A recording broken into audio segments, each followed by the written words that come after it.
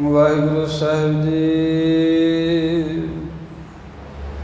ਇੱਕ ਓੰਕਾਰ ਅਕਾਲ ਪੰਗ ਗੁਰ ਪ੍ਰਸਾਦ। ਜਪ ਆਦ ਸਚ ਜੁਗਾਦ ਸਚ ਹੈ ਵੀ ਸਚ।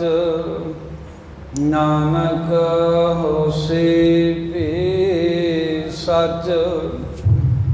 ਸ਼੍ਰੀ ਨਾਨਕ ਅੰਗਦ ਗੁਰੂ ਅਮਰਦਾਸ ਪਦ ਬੰਦ। ਰਾਮਦਾਸ ਅਰਜਨ ਗੁਰੂ ਬਾਰ। ਸ਼੍ਰੀ ਹਰਿ ਗੋਬਿੰਦ ਹਰਿ ਰਾਏ ਹਰਿ ਕ੍ਰਿਸ਼ਨ ਗੁਰ ਤੇਗ ਬਹਾਦਰ ਚੰਦ। ਦਸਵੇਂ ਗੋਬਿੰਦ ਸਿੰਘ ਗੁਰੂ ਨਮੋ ਚਰਨ ਅਰਬਿੰਦ। ਜਿਸ ਮਹਿ ਅੰਮ੍ਰਿਤ ਗਿਆਨ ਹੈ ਮਾਨਕ ਭਗਤ ਵੈਰਾਗ। ਸ੍ਰੀ ਗੁਰੂ ਗ੍ਰੰਥ ਸਾਹਿਬ ਓਦਤ ਬੰਦੋਂ ਕਰ ਅਨੁਰਾਗ। ਸ੍ਰੀ ਗੁਰ ਸ਼ਬਦ ਕਮਾਏ ਜਨਾ ਜੀਤੇ ਪੰਚ ਵਿਕਾਰ। ਤਿਨ ਸੰਤਨ ਕੋ ਬੰਦਨਾ ਸਿਰ ਚਰਨਨ ਪਰ ਧਾਰ। ਏਕ ਓੰਕਾਰ ਸਤਿਗੁਰੂ ਤੇ ਪ੍ਰਸਾਦ ਸਚ ਹੋਏ। ਵਾਹਿਗੁਰੂ ਜੀ ਕੀ ਫਤਿਹ। ਵਿਘਨ ਵਿਨਾਸ਼ਨ ਹੋਏ। ਏਕ ਓੰਕਾਰ ਸਤਿਗੁਰੂ ਤੇ ਪ੍ਰਸਾਦ ਸਚ ਹੋਏ। ਵਾਹਿਗੁਰੂ ਜੀ ਕੀ ਫਤਿਹ। ਵਿਘਨ ਵਿਨਾਸ਼ਨ ਸੋਏ। ਸਤਨਾਮ ਸ੍ਰੀ ਵਾਹਿਗੁਰੂ ਸਾਹਿਬ ਜੀ। ਰਣ ਮਹਿ ਪ੍ਰਾਕਰਮਾ ਕਰੇ ਬਡੇਰੇ। ਖੜਗ ਖਤੰਗਨ ਹਤੇ ਕਨੇਰੇ। ਅਬ ਹਜੂਰ ਇਸ ਡੀਲ ਨਿਹਾਰ ਹੋ। ਅਪਰ ਮਨਿੰਦ ਨਾ ਕੋਇ ਵਿਚਾਰ ਹੋ। ਰਣ ਮਹਿ ਪ੍ਰਾਕਰਮ ਕਰੇ ਬਡੇਰੇ। ਖੜਗ ਖਤੰਗਨ ਹਤੇ ਕਨੇਰੇ। ਵਾਹਿਗੁਰੂ ਜੀ ਕਾ ਖਾਲਸਾ ਵਾਹਿਗੁਰੂ ਜੀ ਕੀ ਫਤਿਹ। ਪਤਿਤ ਪਾਵਨ ਭਗਤ ਵਤਸਲ ਕਿਰਪਾ ਨਿਧਾਨ। ਜੁਗੋ ਜੁਗ ਅਟਲ ਪ੍ਰਗਟ ਗੁਰਾਂ ਕੀ ਦੇਹ ਪ੍ਰਤੱਖ ਹਾਲ। ਧੰਨ ਧੰਨ ਆਦ ਸਤਿਗੁਰੂ ਸ੍ਰੀ ਗੁਰੂ ਗ੍ਰੰਥ ਸਾਹਿਬ ਮਹਾਰਾਜ। ਤਿਨਾਂ ਸਤਿਗੁਰਾਂ ਦੀ ਪਰਮ ਪਵਿੱਤਰ ਸਤ ਸੰਗਤ ਹਜ਼ੂਰੀ ਦੇ ਅੰਦਰ ਧੰਨ ਧੰਨ ਸਾਹਿਬ ਸਤਿਗੁਰੂ ਸ੍ਰੀ ਗੁਰੂ ਤੇਗ ਬਹਾਦਰ ਸਾਹਿਬ ਜੀ ਮਹਾਰਾਜ। ਤਿਨਾਂ ਸਤਿਗੁਰਾਂ ਦੇ ਮਹਾਨ ਪਰਮ ਪਵਿੱਤਰ ਬੰਦਗੀ ਅਸਥਾਨ ਤਪ ਅਸਥਾਨ ਗੁਰਦੁਆਰਾ ਸ੍ਰੀ ਭੋਰਾ ਸਾਹਿਬ ਜੀ ਵਿਖੇ ਸਜੇ ਹੋਏ ਲੜੀਵਾਰ ਗੁਰ ਇਤਿਹਾਸ ਦੀ ਕਥਾ ਵਿਚਾਰ ਦੇ ਨਿਮਿਤ ਦੀਵਾਨਾਂ ਦੇ ਅੰਦਰ ਹਾਜ਼ਰੀਆਂ ਭਰ ਰਹੇ ਗੁਰੂ ਕਾ ਖਾਸ ਰੂਪ ਖਾਲਸਾ ਸਾਧ ਸੰਗਤ ਜੀ। ਧੰਨ ਧੰਨ ਸ੍ਰੀ ਗੁਰੂ ਹਰਗੋਬਿੰਦ ਸਾਹਿਬ ਮਹਾਰਾਜ ਦੇ ਜੀਵਨ ਦੇ ਇਤਿਹਾਸ ਦੇ ਪ੍ਰਸੰਗ ਚੱਲ ਰਹੇ ਨੇ। ਕੱਲ ਤੀਕਰ ਆਪ ਜੀ ਨੇ ਸਾਖੀ ਸਰਵਣ ਕੀਤੀ ਹੈ ਵੀ ਜਦੋਂ ਪੈਂਦੇ ਖਾਨ ਕਈ ਦਿਨ ਧੱਕੇ ਖਾਣ ਤੋਂ ਬਾਅਦ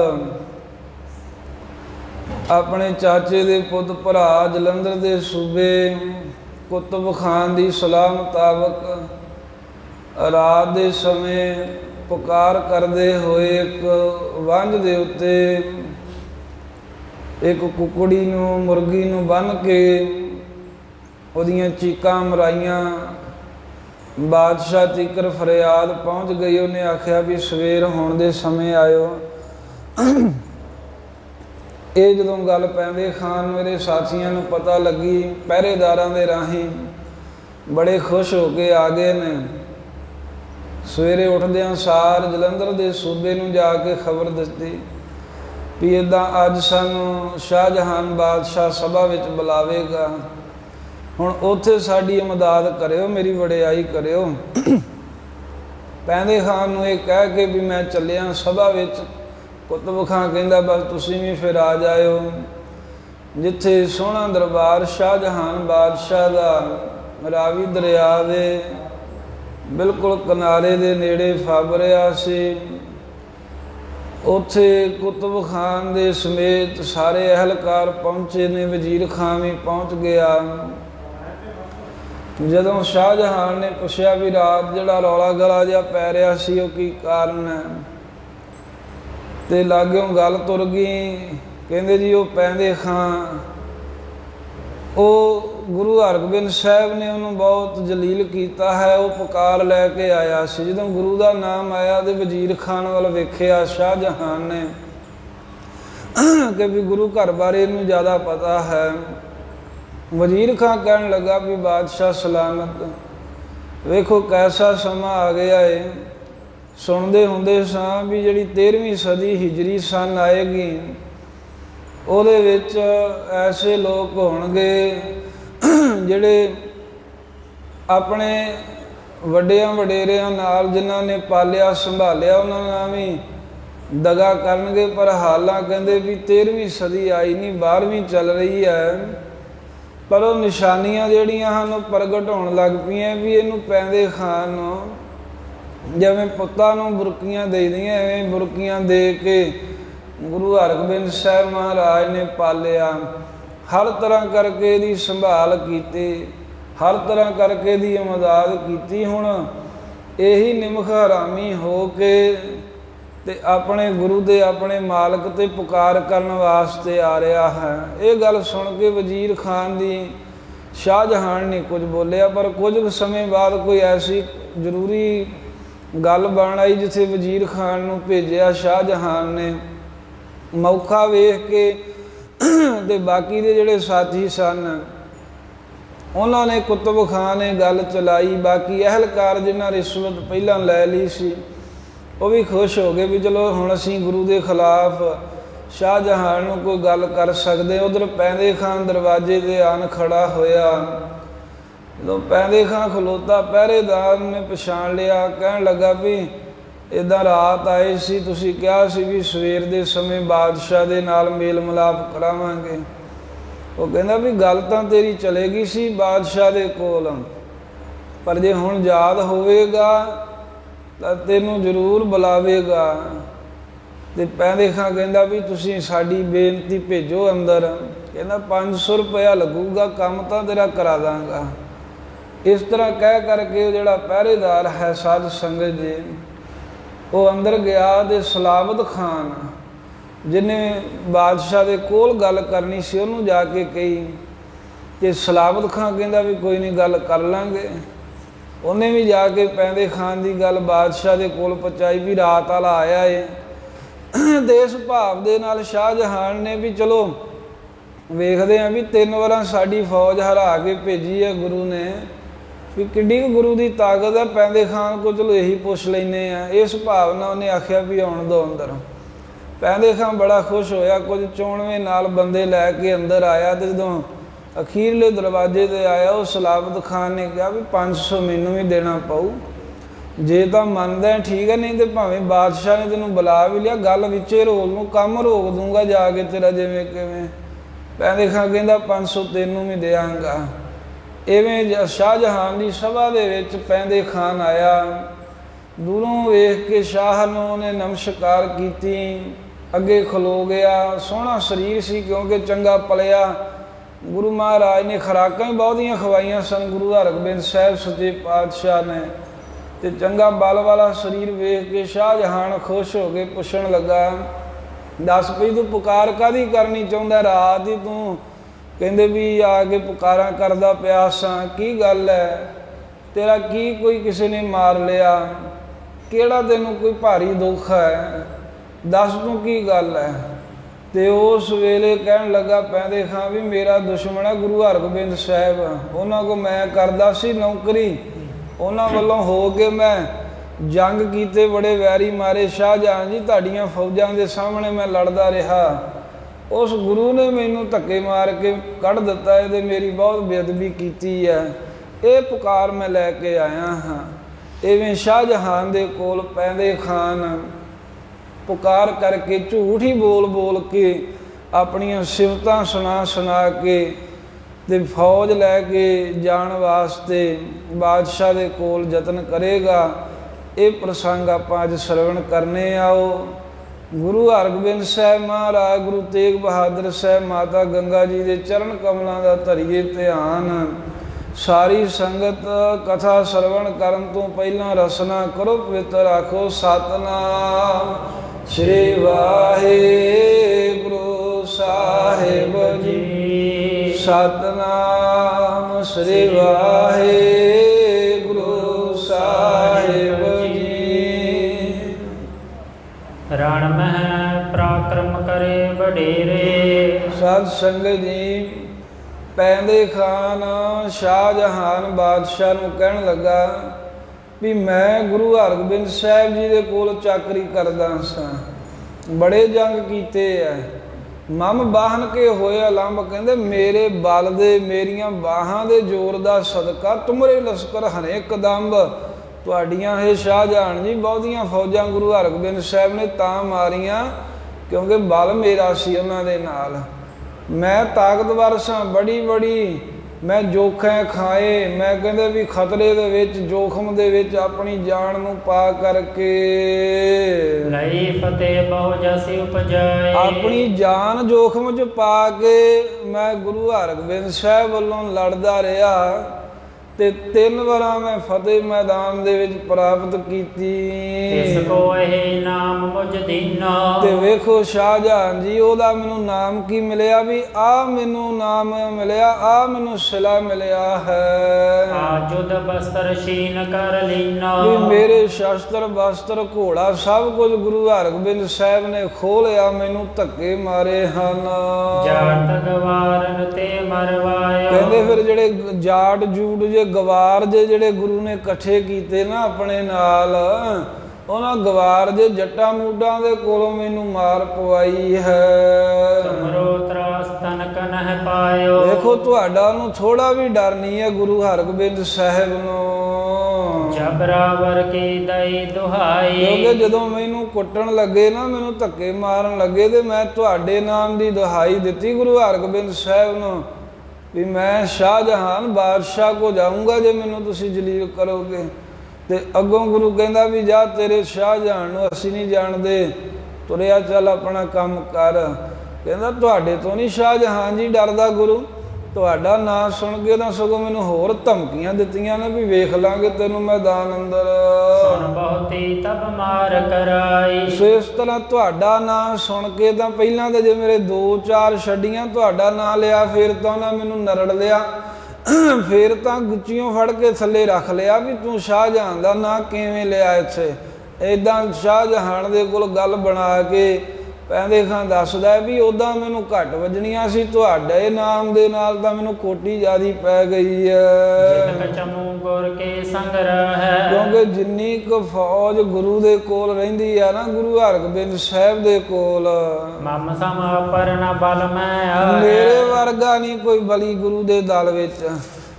ਪੈਂਦੇ ਖਾਂ ਕਹਿੰਦਾ ਮੈਂ ਹੀ ਬਲੀ ਸਾਂ, ਬਸ ਬਾਕੀ ਤਾਂ ਸਾਰੇ ਮੇਰੇ ਤੋਂ ਥੱਲੇ ਹੀ ਤੁਰੇ ਫਿਰਦੇ ਹਨ।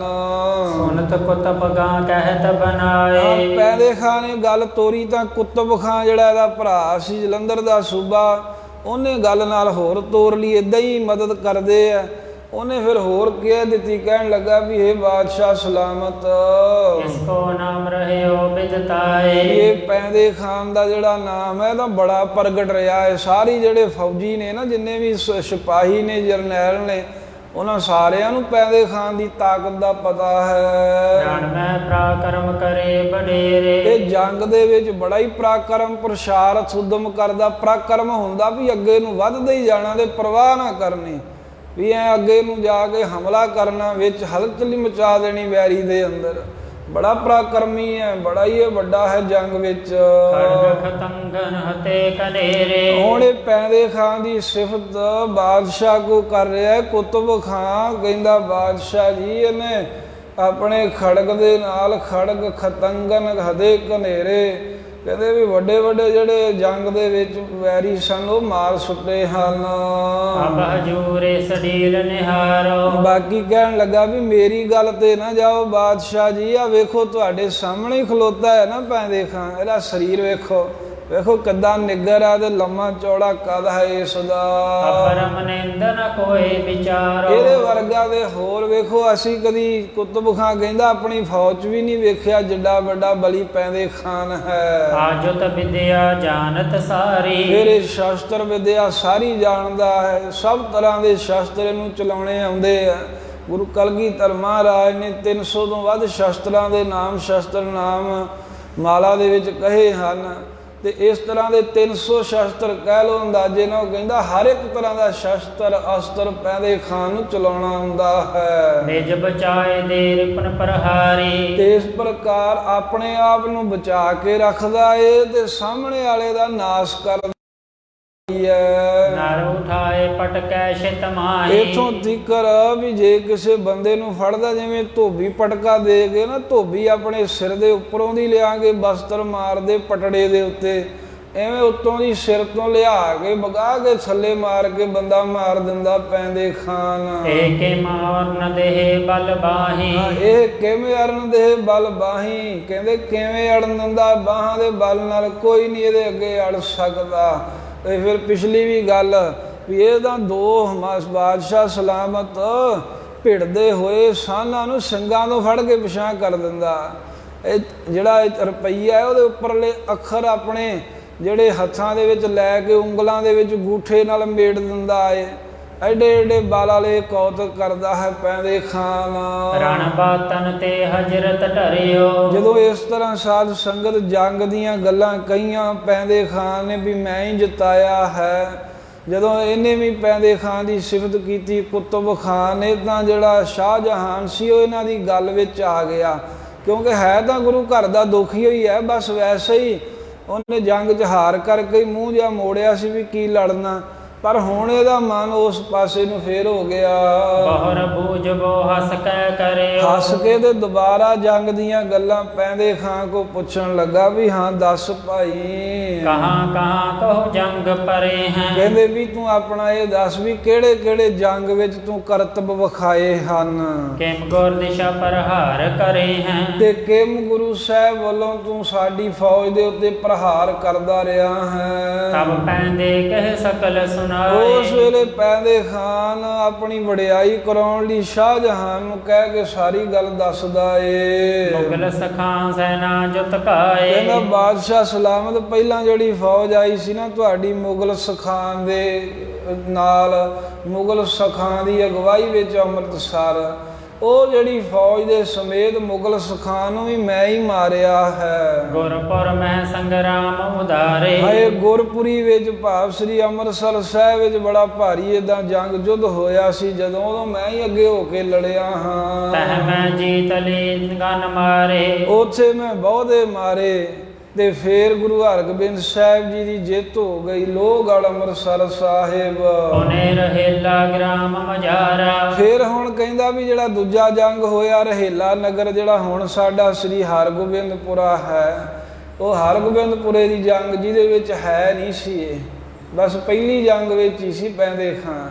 ਪਰ ਬਾਦਸ਼ਾਹ ਨੂੰ ਕਹਿੰਦਾ ਦੂਜਾ ਜੰਗ ਹੋਇਆ ਰਹੇਲੇ, ਸ੍ਰੀ ਹਰਗੋਬਿੰਦਪੁਰ ਉਸ ਜੰਗ ਦੇ ਵਿੱਚ ਲੈ ਦਲ ਅਬਦੁਲ ਖਾਨ ਸਿਦਾਰਾ। ਅਬਦੁਲ ਖਾਨ 14,000 ਫੌਜ ਲੈ ਕੇ ਉੱਥੇ ਪਹੁੰਚਿਆ ਸੀ ਜਦੋਂ। ਕਹਾਂ ਜੁਦ ਐਸੋ ਕੁਛ ਪਾਇਓ। ਉੱਥੇ ਵੀ ਪੈਦੇ ਖਾਂ ਕਹਿੰਦਾ ਬਾਦਸ਼ਾਹ ਸਲਾਮਤ ਕੋਈ ਇਹੋ ਜਿਹਾ ਜੰਗ ਮਚਿਆ, ਕੋਈ ਇਹੋ ਜਿਹੇ ਜੋਹਰ ਵਿਖਾਏ ਮੈਂ। ਹਟ ਜੀਵਤ ਕੋ ਗ੍ਰਹਿ ਨਹਿ ਗਇਓ। ਕਹਿੰਦਾ ਹਟ ਜੀਵਤ ਕੋ ਗ੍ਰਹਿ ਨ ਗਇਓ, ਕੋਈ ਘਰ ਜਿਉਂਦਾ ਨਹੀਂ ਜਾਣ ਦਿੱਤਾ ਮੈਂ, ਅਸੀਂ ਸਾਰੇ ਹੀ ਮਾਰ ਦਿੱਤੇ ਉੱਥੇ।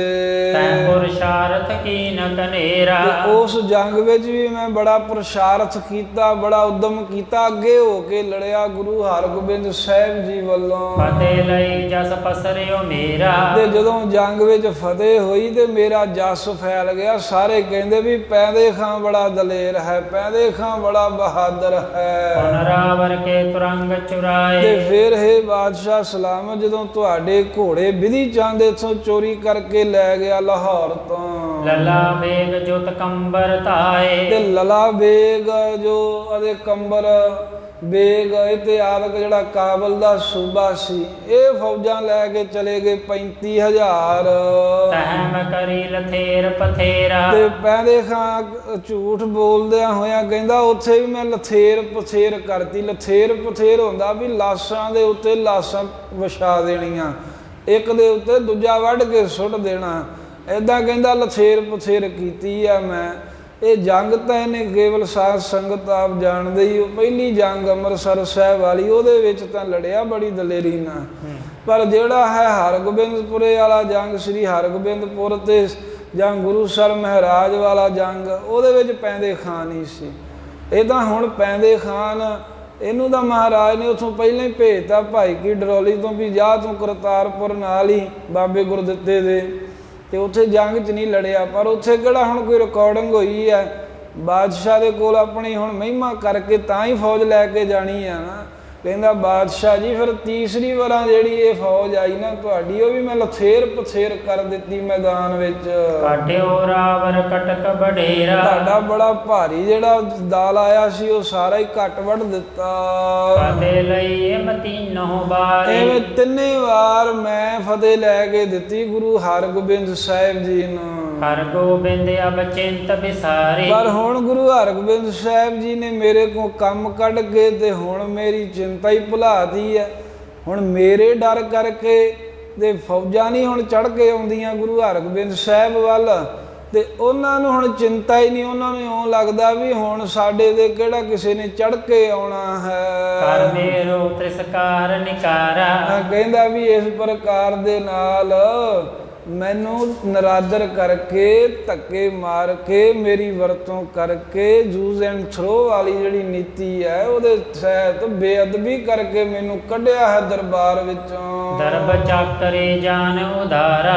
ਕਹਿੰਦਾ ਦਰਬ ਚਾਕਰੀ ਜਾਨ ਉਦਾਰਾ, ਤੇ ਬਹੁਤੀ ਜਿਹੜਾ ਧਨ ਜਿਹੜੀ ਮੈਂ ਚਾਕਰੀ ਲੈਂਦਾ ਸੀ ਵੀ ਹੁਣ ਤਨਖਾਹ ਨਾ ਦੇਣੀ ਪਵੇ ਪੈਦੇ ਖਾਨ ਨੂੰ, ਕਹਿੰਦਾ ਇਸ ਕਰਕੇ ਕੱਢਿਆ। ਆਪਣੀ ਗੱਲ ਨਹੀਂ ਦੱਸਦਾ ਵੀ ਐਵੇਂ ਗੁਰੂ ਘਰ ਦੀਆਂ ਚੀਜ਼ਾਂ ਚੁਰਾਉਂਦੇ ਰਹੇ, ਅਸੀਂ ਚੋਰੀਆਂ ਕਰਦੇ ਰਹੇ ਹਾਂ। ਕਹਿੰਦਾ ਵੀ ਤਨਖਾਹ ਨਾ ਦੇਣੀ ਪਵੇ ਤਾਂ ਗੁਰੂ ਨੇ ਧੱਕੇ ਮਾਰ ਕੇ ਕੱਢ ਦਿੱਤਾ ਹੈ। ਚਾਕਰ ਹੋ ਤੋ ਅਦਮ ਮੈਂ ਰੱਖਾ। ਉਹਦੇ ਮੈਂ ਗੁਰੂ ਹਰਗੋਬਿੰਦ ਸਾਹਿਬ ਦਾ ਪੈਂਦੇ ਖਾਂ ਕਹਿੰਦਾ ਨੌਕਰ ਸੀ, ਇਸ ਲਈ ਅਦਬ ਰੱਖਿਆ ਵੀ ਇਹਨਾਂ ਦੇ ਕੋਲੋਂ ਮੈਂ ਲੈ ਕੇ ਤਨਖਾਹਾਂ ਖਾਂਦਾ ਰਿਹਾ ਹਾਂ। ਨੈ ਮੁਖ ਕੁਛ ਉੱਤਰ ਭਾਖਾ। ਤੇ ਤਾਈਓ ਗੁਰੂ ਹਰਗੋਬਿੰਦ ਸਾਹਿਬ ਦੇ ਸਾਹਮਣੇ ਮੈਂ ਉੱਤਰ ਨਹੀਂ ਕਿਹਾ ਕੁਝ, ਕਿਹਾ ਸਾਰਾ ਕੁਝ ਹੀ ਹੈ। ਗੁਰੂ ਸਾਹਿਬ ਨੂੰ ਧਮਕੀਆਂ ਦੇ ਕੇ ਆਇਆ, ਪਰ ਬਾਦਸ਼ਾਹ ਕੋ ਝੂਠ ਬੋਲਦਾ, ਕਹਿੰਦਾ ਮੈਂ ਉੱਤਰ ਨਹੀਂ ਦਿੱਤਾ, ਮੈਂ ਤਾਂ ਮਹਾਰਾਜ ਦਾ ਸਤਿਕਾਰ ਹੀ ਕਰਦਾ ਰਿਹਾ। ਉਹਨਾਂ ਨੇ ਮੇਰੀ ਮਾਰ ਕੁਟਾਈ ਕੀਤੀ ਤੇ ਮਾੜਾ ਚੰਗਾ ਬੋਲੇ ਹਨ। ਨਤ ਗੁਰ ਹੋਤੋ ਅਗਰ ਮਮ ਐਸੇ। ਸੋ ਇਸ ਪ੍ਰਕਾਰ ਦੇ ਨਾਲ ਪੈਂਦੇ ਖਾਨ ਕਹਿਣ ਲੱਗਾ ਵੀ ਨਤ ਗੁਰ ਹੋਤੋ ਅਗਰ ਮਮ ਐਸੇ, ਵੀ ਜੇ ਮੈਂ ਅੱਗੋਂ ਪੈ ਜਾਂਦਾ ਗੁਰੂ ਹਰਗੋਬਿੰਦ ਸਾਹਿਬ ਨੂੰ ਤਾਂ ਗੁਰੂ ਹਰਗੋਬਿੰਦ ਸਾਹਿਬ ਮੇਰੇ ਸਾਹਮਣੇ ਤਾਂ ਇਸੇ ਪ੍ਰਕਾਰ ਹੀ ਸਨ। ਤੋਰਤ ਗਰੀਬ ਕਾਕਰੀ ਜੈਸੇ। ਵੀ ਤੋਰਤ ਗਰੀਬ ਕਾਕਰੀ ਜੈਸੇ, ਵੀ ਜਿਸ ਪ੍ਰਕਾਰ ਦੇ ਨਾਲ ਖੱਖੜੀਆਂ ਜਿਹੜੀਆਂ ਤੋੜ ਕੇ ਸੁੱਟ ਦਈਦੀਆਂ, ਐਵੇਂ ਮਹਾਰਾਜ ਨੂੰ ਧੋਣੋਂ ਫੜ ਕੇ ਕਹਿੰਦਾ ਮੈਂ ਥੱਲੇ ਸੁੱਟ ਲੈਂਦਾ। ਦੇਤ ਬਗਾਏ ਨ ਲਾਵਤ ਬਾਰੀ। ਤੇ ਵਗਾ ਕੇ ਕਹਿੰਦਾ ਮੈਂ ਇਸ ਤਰ੍ਹਾਂ ਸੁੱਟਦਾ ਵੀ ਉਹਦੇ ਵਿੱਚ ਕੋਈ ਬਹੁਤੀ ਦੇਰ ਨਾ ਲਾਉਂਦਾ, ਕੋਈ ਬਹੁਤਾ ਸਮਾਂ ਨਾ ਲਾਉਂਦਾ। ਗਿਰਤ ਸੀਸ ਜਿਮ ਫਲ ਟੁੱਟ ਡਾਰੀ। ਗਿਰਤ ਸੀਸ ਜਿਵੇਂ ਫਲ ਟੁੱਟ ਡਾਰੀ, ਜਿਵੇਂ ਕਹਿੰਦੇ ਵੀ ਸਿਰ ਭਾਰ ਟਹਿਣੀ ਨਾਲੋਂ ਕੋਈ ਫਲ ਟੁੱਟ ਕੇ ਡਿੱਗਦਾ ਨਾ, ਜਦੋਂ ਉਹਦੇ ਸਿਰ ਭਾਰ ਪੈਂਦਾ ਧਰਤੀ ਤੇ ਪੈਂਦੇ ਖਾਂ ਹੰਕਾਰੀ, ਕਹਿੰਦਾ ਐਵੇਂ ਗੁਰੂ ਹਰਗੋਬਿੰਦ ਸਾਹਿਬ ਨੂੰ ਜਿਵੇਂ ਪੈ ਜਾਂਦਾ ਨਾ ਅੱਗਿਓਂ, ਤਾਂ ਗੁਰੂ ਸਾਹਿਬ ਨੂੰ ਧੌਣ ਪਰਨੇ ਸੁੱਟ ਲੈਣਾ ਸੀ ਮੈਂ। ਕਿਆ ਬਲ ਗੁਰ ਕੋ ਮੋਰ ਅਗਾਰੀ। ਗੁਰੂ ਹਰਗੋਬਿੰਦ ਸਾਹਿਬ ਦੀ ਤਾਕਤ ਮੇਰੀ ਤਾਕਤ ਦੇ ਅੱਗੇ ਕੀ ਹੈ, ਮੇਰੇ ਅੱਗੇ ਕੀ ਗੁਰੂ ਦਾ ਬਲ ਹੈ। ਜਿਸ ਕੋ ਲੋਕ ਕਹੈ ਭੁਜ ਭਾਰੀ। ਹਾਂ, ਜਿਸ ਕੋ ਲੋਕ ਕਹੈ ਭੁਜ ਭਾਰੀ, ਇਹ ਤਾਂ ਐਵੇਂ ਲੋਕ ਕਹੀ ਜਾਂਦੇ ਵੀ ਬੜੀਆਂ ਭਾਰੀ ਬਾਹਾਂ ਨੇ ਗੁਰੂ ਹਰਗੋਬਿੰਦ ਸਾਹਿਬ ਦੀਆਂ, ਪਰ ਮੇਰੇ ਅੱਗੇ ਨਹੀਂ ਪੈਂਦੇ ਖਾਂ ਕਹਿੰਦਾ ਠਹਿਰ ਸਕਦੇ। ਅਭਿਆਵਨ ਕੋ ਹੇਤ ਬਤਾਵਾਂ। ਇਸ ਤਰ੍ਹਾਂ ਇਹ ਝੂਠ ਸੱਚ ਜਿਹਾ ਬੋਲ ਕੇ ਕਹਿੰਦਾ ਹੁਣ ਹੇ ਸ਼ਾਹ ਜਹਾਨ ਜੀ, ਤੁਹਾਡੇ ਕੋਲ ਆਉਣ ਦਾ ਅਸਲ ਕਾਰਨ ਦੱਸਦਾ ਵੀ ਮੈਂ ਫਰਿਆਦ ਕਿਉਂ ਕੀਤੀ ਹੈ। ਤੁਮ ਸਹਾਇ ਤੇ ਬਦਲਾ ਪਾਵੋ। ਉਹ ਗੱਲ ਐਵੇਂ ਹੈ ਵੀ ਤੁਸੀਂ ਸਹਾਈ ਹੋ, ਹੁਣ ਤੁਹਾਡਾ ਤੇ ਮੇਰਾ ਦੁਸ਼ਮਣ ਸਾਂਝਾ ਹੋ ਗਿਆ ਗੁਰੂ ਹਰਗੋਬਿੰਦ ਸਾਹਿਬ, ਤੇ ਤੁਹਾਡੀ ਸਹਾਇਤਾ ਨਾਲ ਮੈਂ ਗੁਰੂ ਦੇ ਕੋਲੋਂ ਬਦਲਾ ਲੈਣਾ ਚਾਹੁੰਦਾ ਆਪਣੀ ਇਸ ਨਰਾਦਰੀ ਦਾ। ਦੂਸਰ ਹੈ ਤਿਨੋਂ ਢਿਗ ਖਰਿਓ। ਸੋ ਇੱਕ ਇਸ ਪ੍ਰਕਾਰ ਦੇ ਨਾਲ ਇੱਕ ਤਰੰਗ ਰਾਵਰ ਕੋ ਮਰਿਓ, ਵੀ ਵੇਖੋ ਜਿਹੜੇ ਤੁਹਾਡੇ ਘੋੜੇ ਲੈ ਕੇ ਗਏ ਸਨ ਦੋ, ਉਹਨਾਂ ਚੋਂ ਇੱਕ ਘੋੜਾ ਦੇ ਜੰਗ ਵਿੱਚ ਜਿਹੜਾ ਹੈ ਉਹ ਮਾਰਿਆ ਗਿਆ ਹੈ ਗੁਲਬਾਗ। ਦੂਸਰ ਹੈ ਤਿਨੋਂ ਢਿਗ ਖਰਿਓ। ਤੇ ਦੂਸਰਾ ਜਿਹੜਾ ਦਿਲਬਾਗ ਹੈ ਉਹਦਾ ਨਾ ਜਾਨ ਭਾਈ ਨਾ ਰੱਖਿਆ, ਉਹ ਹਾਲਾਂ ਵੀ ਗੁਰੂ ਹਰਗੋਬਿੰਦ ਸਾਹਿਬ ਜੀ ਦੇ ਤਬੇਲੇ ਵਿੱਚ ਖੜਾ ਹੈ। ਭੈ ਸਮੇਤ ਗੁਰ ਕੋ ਗਹਿ ਲਿਆਵਾਂ। ਤੇ ਹੇ ਬਾਦਸ਼ਾਹ ਸਲਾਮਤ ਮੇਰੀ ਮਦਦ ਕਰੋ, ਜੇ ਤੁਸੀਂ ਸਹਾਈ ਹੋਵੋਗੇ ਤਾਂ ਉਹ ਘੋੜਾ ਵੀ ਲੈ ਕੇ ਆਉਂਗਾ ਤੇ ਗੁਰੂ ਹਰਗੋਬਿੰਦ ਸਾਹਿਬ ਨੂੰ ਵੀ ਫੜ ਕੇ ਤੁਹਾਡੀ ਕਚਹਿਰੀ 'ਚ ਪੇਸ਼ ਕਰਾਂਗਾ। ਪਿਛੇ ਰਹਿਨ ਜੀਵ ਕਾ ਪਾਵਾਂ। ਤੇ ਜਦੋਂ ਮੈਂ ਗੁਰੂ ਹਰਗੋਬਿੰਦ ਸਾਹਿਬ ਨੂੰ ਫੜ ਕੇ ਲੈ ਆਂਦਾ ਤੁਹਾਡੇ ਕੋਲ, ਤੇ ਬਾਅਦ ਵਿੱਚ ਤੁਹਾਡੇ ਕੋਲ ਮੈਂ ਨੌਕਰੀ ਕਰਾਂਗਾ, ਤੁਹਾਡੀ ਫੌਜ ਵਿੱਚ ਰਹਿਣਾ ਚਾਹਾਂਗਾ। ਅਬ ਮੁਝ ਕੋ ਦੇਹੋ ਲਸ਼ਕਰ ਸੰਗ। ਇਸ ਕਰਕੇ ਹੁਣ ਤੁਸੀਂ ਮੈਨੂੰ ਮੇਰੇ ਨਾਲ ਫੌਜਾਂ ਦਿਓ, ਜੋ ਮੈਂ ਗੁਰੂ ਹਰਗੋਬਿੰਦ ਸਾਹਿਬ ਦੇ ਚੜ੍ਹਾਈ ਕਰਕੇ ਜਾ ਸਕਾਂ। ਕਰਉ ਜਾਏ ਮੈਂ ਧੀਰਗ ਜੰਗ। ਮੈਂ ਤੁਰੰਤ ਹੀ ਜਾ ਕਰਕੇ ਕਰਤਾਰਪੁਰ ਦੇ ਵਿੱਚ ਗੁਰੂ ਦੇ ਨਾਲ ਬੜਾ ਭਾਰੀ ਯੁੱਧ ਕਰਾਂਗਾ, ਜੰਗ ਕਰਾਂਗਾ। ਗੁਰ ਕੇ ਘਰ ਡੁਪਟਾ ਗਹਿ ਪਾਵਾਂ। ਤੇ ਨਿਮਖ ਹਰਾਮੀ ਕਹਿਣ ਲੱਗਾ ਮੈਂ ਗੁਰੂ ਦੇ ਗਲ ਵਿੱਚ ਪਰਨਾ ਪਾ ਕੇ ਤੁਹਾਡੇ ਕੋਲ ਲਾਹੌਰ ਤੀਕਰ ਲੈ ਕੇ ਆਵਾਂਗਾ। ਐਚ ਆਪ ਕੇ ਨਿਕਟ ਲਿਆਵਾਂ। ਖਿੱਚ ਕੇ ਨਾ ਲਿਆਂਦਾ ਤੇ ਮੈਨੂੰ ਪੈਂਦੇ ਖਾਨ ਕੌਣ ਕਹੇਗਾ।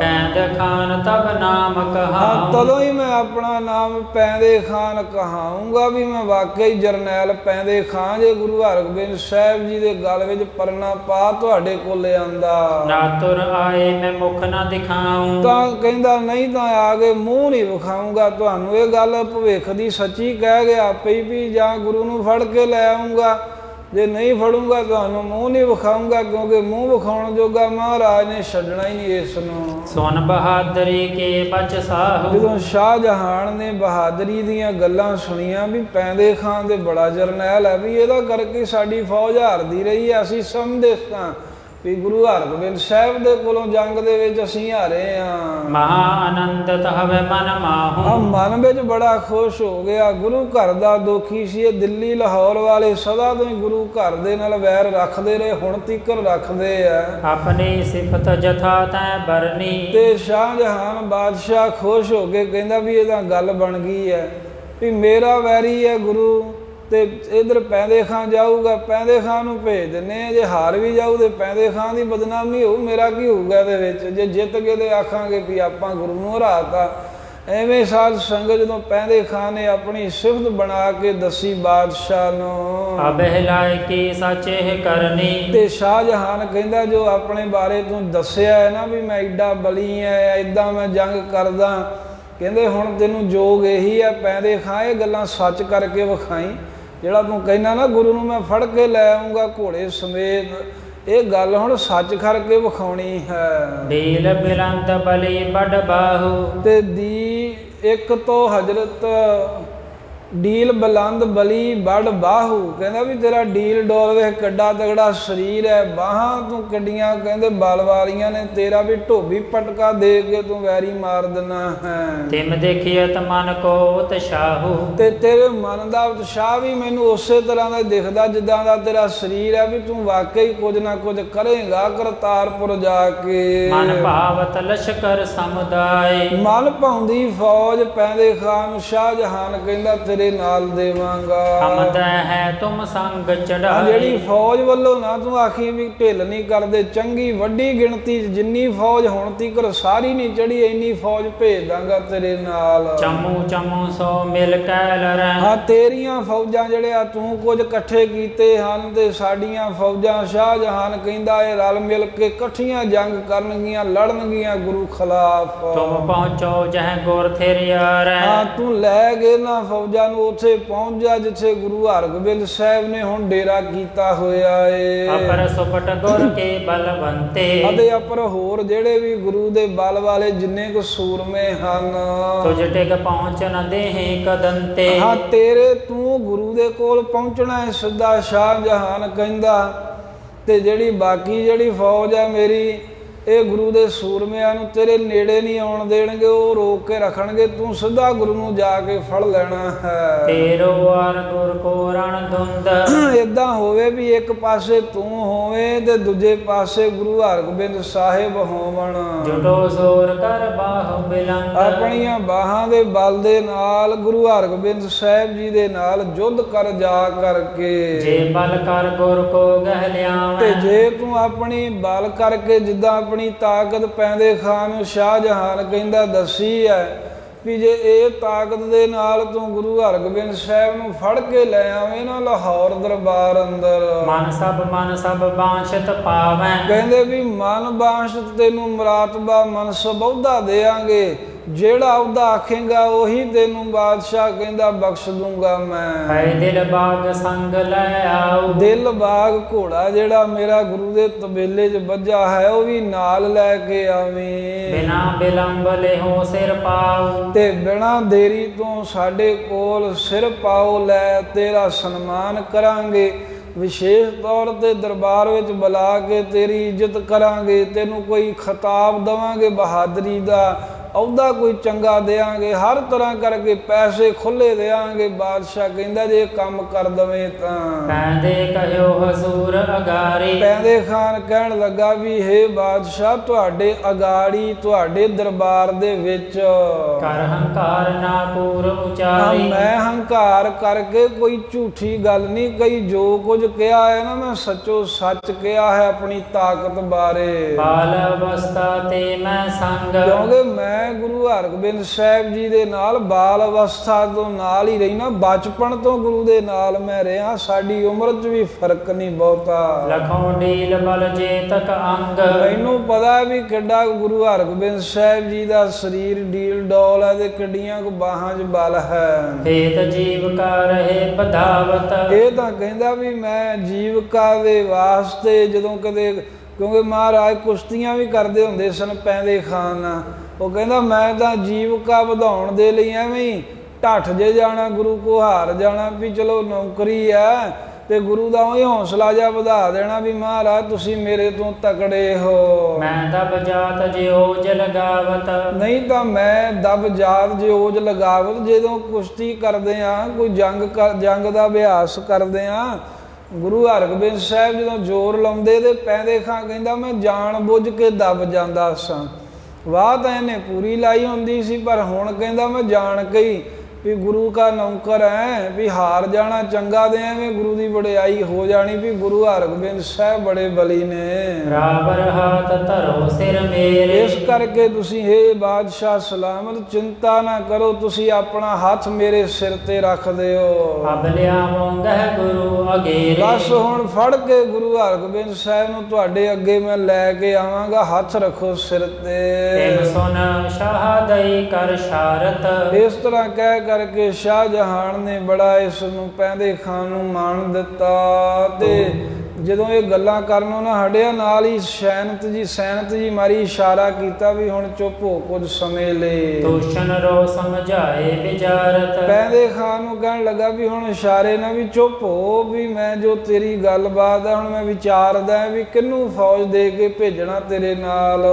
ਫਿਰ ਉਮਰਾ ਬਹੁਤੇ ਸਮੁਦਾਈ। ਸਾਧ ਸੰਗਤ ਜੀ ਉਸ ਵੇਲੇ ਜਿੰਨੇ ਵੀ ਉਮਰਾਵ ਅਹਿਲਕਾਰ ਅਹੁਦੇਦਾਰ ਬਾਦਸ਼ਾਹ ਦੇ ਸਾਹਮਣੇ ਬੈਠੇ ਖਲੋਤੇ ਸਨ।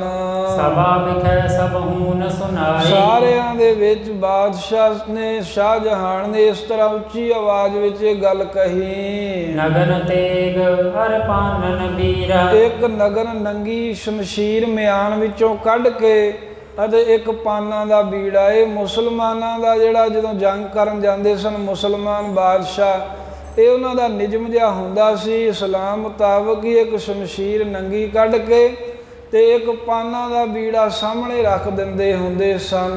ਤਰੋਆਨ ਕਰ ਵਿੱਚ ਵੱਡ ਵੀਰਾ। ਤੇ ਕਹਿੰਦੇ ਵੀ ਇੱਥੇ ਲਿਆ ਕੇ ਰੱਖ ਦਿਓ ਤੇ ਜਿਹੜਾ ਕੋਈ ਵੱਡਾ ਵੀਰ ਹੈ ਉਹ ਕਿਰਪਾਨ ਨੂੰ ਹੱਥ ਪਾਓ ਤੇ ਪਾਨਾਂ ਦਾ ਬੀੜਾ ਚਬਾਓ। ਜਿਹੜਾ ਕੋਈ ਜੰਗ ਨੂੰ ਮੰਨ ਜਾਂਦਾ ਹੁੰਦਾ ਸੀ ਉਹ ਨੰਗੀ ਸ਼ਮਸ਼ੀਰ ਆਪਣੇ ਹੱਥ 'ਚ ਲੈ ਲੈਣੀ ਤੇ ਪਾਨਾਂ ਦਾ ਬੀੜਾ ਉਹਨੇ ਚੱਬਣ ਲੱਗ ਪੈਣਾ। ਤੇ ਇੱਥੇ ਨਾਲ ਹੀ ਇੱਕ ਸੰਗਤਾਂ ਦੀ ਗਿਆਤ ਵਾਸਤੇ ਇੱਕ ਬੇਨਤੀ ਸਮਝ ਲੈਣੀ।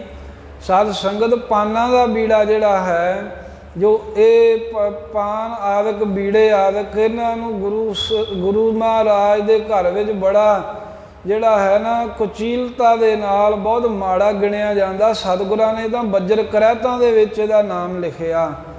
ਤੇ ਬੜੀ ਹੈਰਾਨੀ ਦੀ ਗੱਲ ਹੁੰਦੀ ਵੀ ਜਦੋਂ ਹੁਣ ਦੇ ਸਮੇਂ ਵੀ ਕਈ ਵਾਰ ਬੜੇ ਵੱਡੇ ਸਿੱਖ ਕਾਰਜ ਕਰਦੇ ਆ ਜਥੇਬੰਦੀਆਂ, ਸਿੱਖ ਸੰਗਤਾਂ, ਤਾਂ ਕਈ ਵਾਰ ਕੋਈ ਬਿਆਨ ਦੇ ਦਿੰਦਾ ਜਾਂ ਅਖਬਾਰਾਂ 'ਚ ਆ ਜਾਂਦਾ ਵੀ ਫਲਾਣੇ ਨੇ ਫਲਾਣੇ ਕੰਮ ਕਰਨ ਲਈ ਬੀੜਾ ਚੁੱਕਿਆ। ਇਹ ਇੱਕ ਬਹੁਤ ਵੱਡੀ ਸਾਡੀ ਜਿਹੜੀ ਭੁੱਲ ਹੈ। ਕਦੀ ਵੀ ਸੇਵਾ ਦਾ ਬੀੜਾ ਨਹੀਂ ਹੁੰਦਾ। ਇਹ ਸਿੱਖ ਨੇ ਕਦੀ ਸ਼ਬਦ ਨਹੀਂ ਵਰਤਣਾ ਵੀ ਫਲਾਣੇ ਨੇ ਤੇ ਸੇਵਾ ਦਾ ਬੀੜਾ ਹੀ ਚੁੱਕ ਲਿਆ। ਜਾਂ ਜਿਵੇਂ ਹੁਣ ਬਹੁਤ ਕਈ ਥਾਵਾਂ ਦੇ ਲੰਗਰ ਪ੍ਰਸ਼ਾਦੇ ਵਰਤਾਉਂਦੇ ਹੈ। ਇਹ ਕਿਧਰੇ ਖਬਰ ਜੇ 'ਚ ਆਇਆ ਸੀ ਵੀ ਫਲਾਣੇ ਸੰਸਥਾ ਨੇ ਬੀੜਾ ਚੁੱਕਿਆ ਵੀ ਅਸੀਂ ਸਾਰਿਆਂ ਨੂੰ ਭੋਜਨ ਘਰ ਘਰ ਤੇ ਪਹੁੰਚਾਵਾਂਗੇ।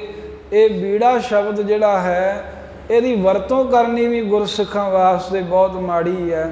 ਉਹਦੇ ਲਈ ਕੋਈ ਹੋਰ ਉਦਮ, ਕੋਈ ਯਤਨ, ਕਈ ਸ਼ਬਦ ਨੇ, ਪਰ ਬੀੜਾ ਜਿਹੜਾ ਹੈ ਇਸਲਾਮ ਮਤ ਦੇ ਮੁਤਾਬਕ ਇਹ ਜਦੋਂ ਜੰਗ ਵਿੱਚ ਜਾਂਦੇ ਹੁੰਦੇ ਸਨ ਜਿਹਨੂੰ ਜ਼ਿੰਮੇਵਾਰੀ ਦੇਣੀ, ਉਹ ਪਾਨਾਂ ਦਾ ਬੀੜਾ ਚੱਬਦਾ ਹੁੰਦਾ ਸੀ, ਉਹ ਚੁੱਕਦੇ ਸੀ। ਉਹਨੂੰ ਕਹਿੰਦੇ ਵੀ ਇਹਨੇ ਬੀੜਾ ਚੁੱਕ ਲਿਆ ਵੀ ਮੈਂ ਜਾਵਾਂਗਾ ਬਾਦਸ਼ਾਹ ਵੱਲੋਂ। ਇਸ ਕਰਕੇ ਸਾਨੂੰ ਕਦੀ ਵੀ ਭੁੱਲ ਕੇ ਇਹ ਲਫ਼ਜ਼ ਨਹੀਂ ਵਰਤਣੇ ਚਾਹੀਦੇ। ਖੰਡ ਕੀਰਤਨੀ ਜਥੇ ਦੇ ਮੁਖੀ ਹੋਏ ਨੇ ਭਾਈ ਸਾਹਿਬ ਭਾਈ ਰਣਧੀਰ ਸਿੰਘ ਜੀ। ਉਹ ਪੜ੍ਹਦੇ ਹੁੰਦੇ ਸਨ ਜਦੋਂ ਸਕੂਲੇ, ਤਾਂ ਤੰਬਾਕੂ ਜਾਂ ਬੀੜਾ ਸ਼ਬਦ ਕਿਤਾਬ ਵਿੱਚ ਲਿਖਿਆ ਆਉਣਾ ਤਾਂ ਉੱਥੋਂ ਖਾਲੀ ਛੱਡ ਕੇ ਅੱਗੇ ਲੰਘ ਜਾਂਦੇ ਸੀ। ਉਹ ਕਹਿੰਦੇ ਉਹਦਾ ਨਾਂ ਲੈਣਾ ਸਿੱਖ ਲਈ ਮਾੜਾ ਹੈ।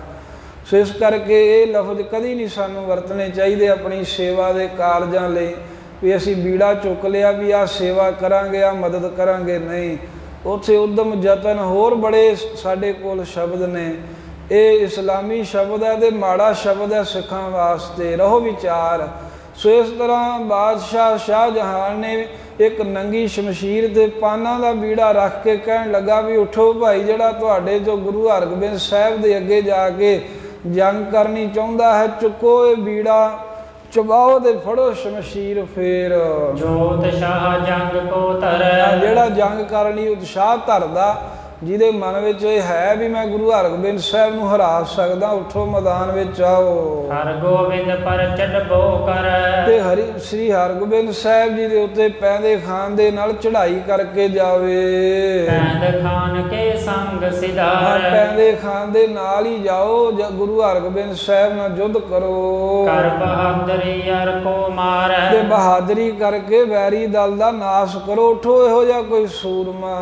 ਤੀਨ ਬਾਰ ਕਰ ਰਾਰ ਉਧਾਰਾ। 3 ਵਾਰ ਕਹਿੰਦੇ ਉੱਚੀ ਆਵਾਜ਼ ਵਿੱਚ ਬਾਦਸ਼ਾਹ ਨੇ ਕਿਹਾ ਉੱਠੋ ਕੋਈ ਗੁਰੂ ਹਰਗੋਬਿੰਦ ਸਾਹਿਬ ਨਾਲ ਲੜਨ ਵਾਸਤੇ। ਜੋ ਮਰਾਵ ਚੜਿਓ ਸੋ ਮਾਰਾ। ਕਿਉਂਕਿ ਗੁਰੂ ਨੇ ਜਿਹੜਾ ਵੀ ਉਹ ਮਰਾਵ ਅਹਿਲਕਾਰ ਸਾਡਾ ਚੜਿਆ ਪਹਿਲਾਂ 3 ਰਾਂ ਉਹ ਮਾਰ ਦਿੱਤਾ ਹੈ। ਇਸ ਪਠਾਨ ਕੇ ਬਲ ਕਰ ਜੀਤਾ। ਤੇ ਉਹ ਨਾ ਤੁਸੀਂ ਧਿਆਨ ਵਿੱਚ ਰੱਖਿਓ। ਉਹਦਾ ਕਾਰਨ ਜੇ 3 ਰਾਂ ਸਾਡੇ ਮਰਾਵ ਮਰੇ ਨੇ ਤਾਂ ਇਹ ਪਠਾਨ ਹੈ ਨਾ ਜਿਹੜਾ ਪੈਂਦੇ ਖਾਂ, ਇਹਦੇ ਬਲ ਕਰਕੇ ਮਰੇ ਆ, ਇਹਦੇ ਕਰਕੇ ਗੁਰੂ ਹਰਗੋਬਿੰਦ ਸਾਹਿਬ ਜਿੱਤਦੇ ਰਹੇ ਨੇ। ਅਬ ਕੇ ਗਹਿ ਲੀਜੈ ਦੇ ਭੀਤਾ। ਤੇ ਹੁਣ ਕਹਿੰਦੇ ਵੀ ਭੈ ਭੀਤ ਕਰਾਂਗੇ, ਇੱਥੇ ਲਿਆ ਕੇ ਫੜ ਲਿਆਓ, ਤੁਹਾਨੂੰ ਕੋਈ ਡਰ ਨਹੀਂ ਹੈ, ਕੋਈ ਸੂਰਮਾ ਉਠੋ। ਇਸ ਪ੍ਰਕਾਰ ਸਭ ਸਭਾ ਮਝਾਰਾ। ਇਸ ਤਰ੍ਹਾਂ ਜਦੋਂ ਸਾਰੀ ਸਭਾ ਦੇ ਵਿੱਚ ਵੰਗਾਰਿਆ ਬਾਦਸ਼ਾਹ ਨੇ, 3 ਬਾਰ ਜਬ ਸ਼ਾਹ ਉਚਾਰਾ। ਜਦੋਂ 3 ਵਾਰ ਸ਼ਾਹਜਹਾਨ ਨੇ ਵੰਗਾਰ ਪਾਈ ਵੀ ਕੋਈ ਉਠੋ ਮਰਦ। ਮੁਗਲ ਸਖਾਨ ਭਰਾ ਦੇ ਕਾ ਹੈ। ਉਸ ਵੇਲੇ ਜਿਹੜਾ ਅੰਮ੍ਰਿਤਸਰ ਸਾਹਿਬ ਦੀ ਜੰਗ ਵਿੱਚ ਗੁਰਾਂ ਕੋਲੋਂ ਮਾਰਿਆ ਗਿਆ ਸੀ ਨਾ ਮੁਗਲ ਸਖਾਨ, ਉਹਦਾ ਭਰਾ ਸੀ ਇੱਕ ਕਾਲੇ ਖਾਨ ਨਾਮ ਜਗ ਕਾ ਹੈ। ਕਾਲੇ ਖਾਨ ਨਾਮ ਹੈ ਇਸ ਜਰਨੈਲ ਦਾ। ਸੂਬਾਪੁਰ ਪਿਸ਼ੋਰ ਕੋ ਭਾਰਾ। ਪਿਸ਼ੌਰ ਸ਼ਹਿਰ ਦਾ ਬੜਾ ਭਾਰੀ ਸੂਬਾ, ਬੜਾ ਭਾਰੀ ਦਲ ਬਲ ਹੈ ਇਹਦੇ ਕੋਲ ਜੋ ਕਾਲੇ ਖਾਨ ਹੈ। ਸੈਨਾ ਸੰਗ 50,000। 50,000 ਫੌਜ ਕਾਲੇ ਖਾਨ ਦੇ ਨਾਲ ਰਹਿੰਦੀ, ਐਡੀ ਵੱਡੀ ਇਹਦੀ ਸਾਧ ਸੰਗਤ ਜਥੇਬੰਦੀ ਦਲ ਸੀ। ਤਿਨ ਸੁਣ ਕੈ ਔਰ ਵਿਖੈ ਵਿਚਾਰਾ। ਇਹਨੇ ਜਦੋਂ ਸੁਣਿਆ ਤੇ ਸੁਣ ਕੇ ਆਪਣੇ ਮਨ ਵਿੱਚ ਵਿਚਾਰਨ ਲੱਗ ਪਿਆ, ਭਰਾਤ ਮਰੇ ਕੋ ਬੈਰ ਸੰਭਾਰਾ। ਕਹਿੰਦਾ ਮੇਰਾ ਭਰਾ ਮਾਰਿਆ ਗੁਰੂ ਨੇ, ਕਿੰਨਾ ਚਿਰ ਹੋ ਗਿਆ ਅੰਮ੍ਰਿਤਸਰ ਸਾਹਿਬ ਜੰਗ ਦੇ ਵਿੱਚ, ਹੁਣ ਉਹਦਾ ਜਿਹੜਾ ਵੈਰ ਹੈ ਉਹ ਚੇਤੇ ਕੀਤਾ ਵੀ ਬਦਲਾ ਲੈਣਾ ਚਾਹੀਦਾ ਏ। ਤਿਨ ਕੋ ਪਲਟਾ ਮੈਂ ਨਹਿ ਲੀਨੋ। ਕਿਉਂਕਿ ਹੁਣ ਤੀਕਰ ਮੈਂ ਆਪਣੇ ਮੁਗਲ ਸਖਾਨ ਭਰਾ ਦੇ ਮਰੇ ਦਾ ਬਦਲਾ ਨਹੀਂ ਲਿਆ ਗੁਰੂ ਦੇ ਪਾਸੋਂ। ਖਾਨ ਬਰਿੰਦ ਸਭ ਭਖ ਹੀਨੋ। ਤੇ ਸਾਰੇ ਮੈਨੂੰ ਲਾਹਣਤਾਂ ਹੀ ਪਾਉਂਦੇ ਆ, ਕਹਿੰਦੇ ਵੀ ਇਹ ਹੀਣਾ ਹੀ ਨਿਕਲਿਆ, ਵੀ ਇਹ ਕਾਹਦਾ ਭਰਾ ਹੋਇਆ, ਇਹ 50,000 ਫੌਜ ਦਲ ਲਈ ਫਿਰਦਾ ਤੇ ਗੁਰੂ ਹਰਗੋਬਿੰਦ ਸਾਹਿਬ ਦੇ ਕੋਲੋਂ ਆਪਣੇ ਭਰਾ ਦਾ ਬਦਲਾ ਨਹੀਂ ਲੈ ਸਕਿਆ। ਐਵੇਂ ਨੇ ਸੋਚਿਆ ਵੀ ਅੱਗੇ ਮੈਨੂੰ ਲਾਹਣਤਾਂ ਜੀਆਂ ਪਾਉਂਦੇ ਆ ਕਈ ਵੀ ਇਹ ਭਰਾ ਦਾ ਬਦਲਾ ਨਹੀਂ ਇਸਨੇ ਲਿਆ। ਆਵੇ ਅਵਕਾਸ਼ ਭਲੋ ਮੁਝ ਪਾਵੇ। ਕਹਿੰਦਾ ਵੀ ਹੁਣ ਤਾਂ ਚੰਗਾ ਮੌਕਾ ਮਿਲਿਆ, ਅੱਗੇ ਤਾਂ ਆਪਣੇ ਵੱਲੋਂ ਜਾਣਾ ਸੀ, ਹੁਣ ਤਾਂ ਇਹ ਦਿੱਲੀ ਦਰਬਾਰ ਲਾਹੌਰ ਦਰਬਾਰ ਵੱਲੋਂ ਆਗਿਆ ਹੋਈ ਹੈ। ਗਾਹੋਂ ਗੁਰੂ ਕੋ ਸ਼ਾਹ ਪਠਾਵੇ। ਕਿਉਂਕਿ ਸ਼ਾਹਜਹਾਨ ਭੇਜ ਰਿਹਾ ਹੈ ਜਾ ਕੇ ਮੈਂ ਗੁਰੂ ਹਰਗੋਬਿੰਦ ਸਾਹਿਬ ਨੂੰ ਪਕੜ ਲਿਆਵਾਂ ਇੱਥੇ। ਇੱਕ ਤੋਂ ਹਜ਼ਰਤ ਕਾਰਜ ਹੈ। ਇਹਦੇ ਨਾਲ ਇੱਕ ਤਾਂ ਕਹਿੰਦਾ ਵੀ ਹਜ਼ਰਤ ਦਾ ਸ਼ਾਹਜਹਾਨ ਦਾ ਕੰਮ ਬਣ ਜੂਗਾ, ਇਹਦੀ ਆਗਿਆ ਮੰਨੀ ਜਾਵੇਗੀ। ਦੁਤੀਏ ਜਸ ਮੇਰੋ ਜਗ ਰਹਿ। ਤੇ ਦੂਸਰਾ ਕਾਲੇ ਖਾਂ ਕਹਿੰਦਾ ਮੇਰਾ ਜਸ ਹੋਊਗਾ ਜੱਗ ਵਿੱਚ, ਲੋਕ ਕਹਿਣਗੇ ਨੇ ਭਰਾ ਦਾ ਬਦਲਾ ਲਿਆ ਸੀ ਗੁਰੂ ਹਰਗੋਬਿੰਦ ਸਾਹਿਬ ਦੇ ਕੋਲੋਂ। ਤ੍ਰਿਤੀਏ ਪਲਟਾ ਮੁਗਲ ਸਖਾਨ। ਸੋ ਇੱਕ ਮੇਰਾ ਜਸ ਵੀ ਹੋ ਜਾਏਗਾ ਵੀ ਕਾਲੇ ਖਾਂ ਬੜਾ ਜਰਨੈਲ ਹੈ, ਇੱਕ ਸ਼ਾਹਜਹਾਨ ਖੁਸ਼ ਹੋ ਜੂ ਵੀ ਮੇਰੇ ਆਖੇ ਲੱਗ ਕੇ ਗਿਆ ਏ। ਤੀਸਰਾ ਆਪਣੇ ਭਰਾ ਦਾ ਬਦਲਾ ਲੈਣ ਕਰਕੇ ਸਾਰੇ ਕਹਿਣਗੇ ਵੀ ਭਰਾ ਦਾ ਕਾਲੇ ਖਾਂ ਵਰਗਾ ਹੋਣਾ ਚਾਹੀਦਾ ਏ। ਮੇਰੋ ਹੋਏ ਕਾਜ ਮਹਾਨ। ਇਸ ਤਰ੍ਹਾਂ ਤਿੰਨੇ ਹੀ ਕੰਮ ਕਾਲੇ ਖਾਂ ਕਹਿੰਦਾ ਮੇਰੇ ਹੋ ਜਾਣਗੇ। ਉਠ ਕਰ ਜੋਰਤ ਬੋਲਿਓ ਸੋਏ। ਇਹ ਉੱਠਿਆ ਦੋਵੇਂ ਹੱਥ ਜੋੜ ਕੇ ਬਾਦਸ਼ਾਹ ਦੇ ਸਾਹਮਣੇ ਝੁਕ ਕੇ ਕਹਿਣ ਲੱਗਾ, ਹਜ਼ਰਤ ਹੁਕਮ ਮੋਹੇ ਕੋ ਹੋਏ। ਇਹ ਬਾਦਸ਼ਾਹ ਸਲਾਮਤ ਦੇ ਕਾਰਜ ਵਾਸਤੇ ਮੈਨੂੰ ਹੁਕਮ ਹੋਵੇ, ਮੈਂ ਜਾਵਾਂਗਾ ਗੁਰੂ ਹਰਗੋਬਿੰਦ ਸਾਹਿਬ ਨਾਲ ਜੰਗ ਕਰਨ। ਸੈਨਾ ਸਕਲ ਜੰਗ ਕਰ ਕਹਿ। ਜਿੰਨੀ ਵੀ ਫੌਜ ਗੁਰੂ ਲਈ ਫਿਰਦਾ, ਜਿੱਡਾ ਕੁ ਮਹਾਰਾਜ ਦਾ ਦਲ ਹੈ, ਸਾਰਿਆਂ ਨੂੰ ਮਾਰ ਕੇ ਆਉਂਗਾ ਮੈਂ। ਹਰਗੋਬਿੰਦ ਜੀਵਤ ਗਹਿ ਲੈ। ਇੱਕ ਗੁਰੂ ਹਰਗੋਬਿੰਦ ਸਾਹਿਬ ਨੂੰ ਜਿਉਂਦਿਆਂ ਫੜ ਕੇ ਲੈ ਆਉਂਗਾ, ਬਾਕੀ ਸਾਰਿਆਂ ਨੂੰ ਮਾਰ ਕੇ ਆਵਾਂਗਾ। ਨਿਕਟ ਆਪ ਕੈ ਜਦ ਹਮ ਲਿਆਵੈ। ਤੇ ਜਦੋਂ ਮੈਂ ਤੁਹਾਡੇ ਕੋਲ 6ਵੇਂ ਪਾਤਸ਼ਾਹ ਨੂੰ ਫੜ ਕੇ ਲੈ ਆਵਾਂ, ਕਾਲੇ ਖਾਂ ਕਹਿੰਦਾ ਭਰਾਤ ਮਰੇ ਕੀ ਕਰ ਕਮਿਟਾਵੈ। ਉਦੋਂ ਮੇਰੇ ਭਰਾ ਮਰੇ ਦੀ ਜਿਹੜੀ ਕੜਕ ਜੀ ਹੈ ਨਾ, ਪੀੜਾ ਜੀ ਅੰਦਰ ਅੰਦਰ ਬਦਲੇ ਦੀ ਭਾਵਨਾ ਰਹਿੰਦੀ ਹੈ ਵੀ ਭਰਾ ਦਾ ਬਦਲਾ ਲੈਣਾ, ਉਹ ਕੜਕ ਜੀ ਉਹ ਦੁੱਖ ਜਾ ਵੀ ਮੇਰਾ ਫਿਰ ਅੰਦਰੋਂ ਮਿਟ ਜਾਵੇਗਾ। ਹਰਿਓ ਰਿਦਾਰਿਸ ਜਵਾਲ ਪ੍ਰਕਾਸ਼ੀ। ਇਸ ਤਰ੍ਹਾਂ ਕਹਿੰਦਾ ਵੀ ਮੇਰਾ ਜਿਹੜਾ ਹਿਰਦਾ ਹੈ ਨਾ ਗੁੱਸੇ ਨਾਲ ਭਰਿਆ, ਜਵਾਲ ਪ੍ਰਕਾਸ਼ੀ ਤੇ ਅੱਗ ਨਿਕਲ ਰਹੀ ਹੈ ਅੱਖਾਂ ਵਿੱਚੋਂ। ਸੋ ਸਭ ਗੁਰ ਪਰ ਕਰਨ ਨਿਕਾਸੀ। ਇਹ ਸਾਰੀ ਜਿਹੜੀ ਮੈਂ ਰੋਸ ਦੀ ਅਗਨੀ ਹੈ ਗੁਰੂ ਹਰਗੋਬਿੰਦ ਸਾਹਿਬ ਤੇ ਕੱਢਾਂਗਾ ਜਾ ਕੇ। ਤਿਸ ਦਿਨ ਸੁਖ ਤੋਂ ਨੀਂਦ ਸੁਖਾਰੀ। ਉਦਣ ਹੀ ਕਹਿੰਦਾ ਸੁੱਖ ਦੀ ਨੀਂਦ ਸੋਵਾਂਗਾ ਆ ਕਰਕੇ। ਹਰਗੋਬਿੰਦ ਗਹਿ ਲਿਹੂ ਕੇ ਮਾਰੀ। ਜਿਸ ਦਿਨ ਜਾਂ ਤਾਂ ਗੁਰੂ ਹਰਗੋਬਿੰਦ ਸਾਹਿਬ ਨੂੰ ਜਿਉਂਦਿਆਂ ਫੜ ਲੂੰਗਾ, ਜੇ ਜਿਉਂਦੇ ਦਾਨ ਆਏ ਤਾਂ ਮਾਰ ਲਵਾਂਗਾ, ਜੇ ਦੋਵਾਂ ਚੋਂ ਇੱਕ ਵੀ ਕੰਮ ਬਣ ਗਿਆ ਫਿਰ ਸੁੱਖ ਨਾਲ ਸੋਵਾਂਗਾ। ਸੁਨਤ ਸ਼ਾਹ ਤਬ ਹਰਖ ਵਧਾਵੈ। ਪੈਦੇ ਖਾਨ ਨੇ ਤਾਂ ਪਹਿਲਾਂ ਹੀ ਆਪਣੇ ਜ਼ੋਰ ਦੀ ਗੱਲ ਕਹੀ। ਕਾਲੇ ਖਾਂ ਜਦੋਂ 50,000 ਦੀ ਫੌਜ ਦਾ ਪਿਸ਼ੌਰ ਦਾ ਸੂਬਾ ਉੱਠਿਆ, ਤੇ ਸ਼ਾਹਜਹਾਨ ਬੜਾ ਖੁਸ਼ ਹੋਇਆ ਉਸ ਵੇਲੇ। ਕਾਲੇ ਖਾਏ ਮਹੀ ਬਨ ਕਹਿੰਦਾ ਆਵੇ। ਕਾਲੇ ਖਾਂ ਇਦਾਂ ਹੀ ਬਣ ਆਵੇ। ਇਹੀ ਤੇਰੇ ਕੋ ਮੈਂ ਸੁਣਨਾ ਚਾਹੁੰਦਾ ਸੀ। ਤੇਰੇ ਅਰਗੇ ਜਰਨੈਲ ਨੂੰ ਇਦਾਂ ਹੀ ਚਾਹੀਦਾ ਹੈ ਕਰਨਾ ਵੀ ਗੁਰੂ ਨੂੰ ਫੜ ਲਿਆ ਜਾਂ ਮਾਰਿਆ। ਪੈਂਦ ਖਾਨ ਕੇ ਸੰਗ ਜਾਏ ਸਿਧਾਓ। ਪਠਾਨ ਪੈਂਦੇ ਖਾਨ ਦੇ ਨਾਲ ਹੁਣ ਤੁਰ ਪੋ ਤੁਸੀਂ ਇੱਥੋਂ। ਸਜੋ ਹੁਸੈਨ ਦੁਦੰਬ ਆ ਵਜਾਵੋ। ਨਗਾਰੇ ਵਜਾਓ ਜੰਗ ਵਾਸਤੇ ਦੋਹਰੀ ਚੋਬ ਮਾਰ ਕੇ ਨਗਾਰਿਆਂ ਤੇ ਸਾਰੀ ਫੌਜ ਸਜਾ ਕੇ ਐਵੇਂ ਜੰਗ ਦੀ ਤਿਆਰੀ ਵਾਸਤੇ ਜਾਣਾ ਕਰੋ। ਏਮ ਸੁਨ ਕਾਲੇ ਖਾਂ ਹਰ ਖਾਇਓ। ਇਸ ਤਰ੍ਹਾਂ ਸੁਣ ਕੇ ਕਾਲੇ ਖਾਨ ਬੜਾ ਖੁਸ਼ ਹੋਇਆ।